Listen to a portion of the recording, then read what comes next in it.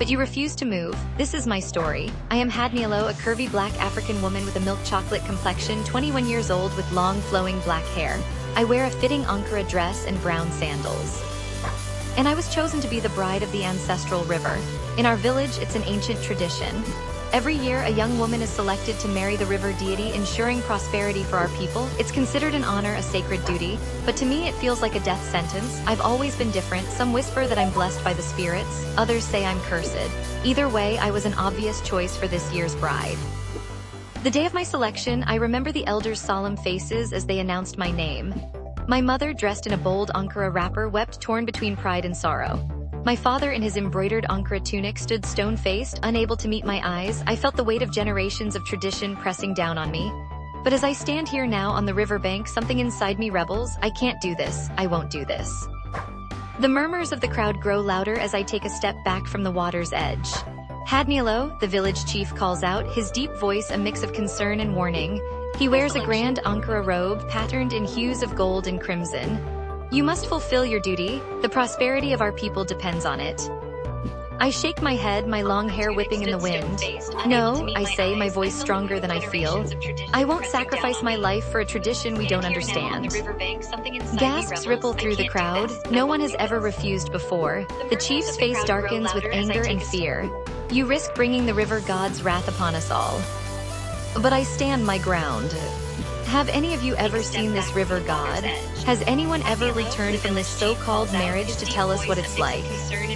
Silence falls over the gathering. I can see uncertainty in some eyes while others glare at me with disapproval, but I'm not finished. I've been preparing for this moment, gathering courage and information. I've been talking to the village elders, I continue. I've heard whispers of a time before this tradition began, a time when our village thrived without sending brides to the river. The chief tries to interrupt, but I press on, and I've discovered something else, something hidden in the oldest records of our village. I pull out a weathered piece of parchment from beneath my robes. It's a map I found hidden in the village archives, showing a network of caves behind the great waterfall where the river brides are sent.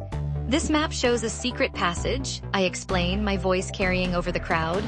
I believe the brides don't drown or marry a deity, they're taken somewhere.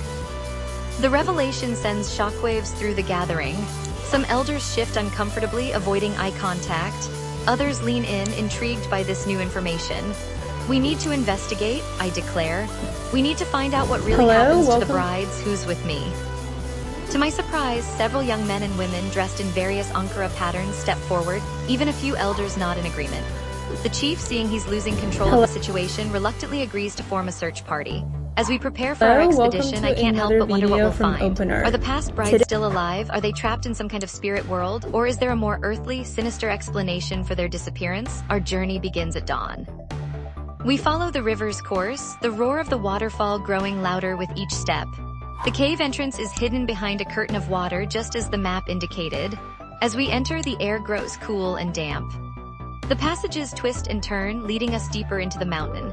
Strange symbols cover the walls, glowing faintly in the darkness. They seem to pulse with an otherworldly energy. After what feels like hours, we emerge into a vast cavern. What we see takes our breath away. Dozens of women, all former brides, are here, but they're not prisoners, they're not suffering, they're thriving. The cavern is a hidden paradise. Lush vegetation grows under some unknown light source. Crystal clear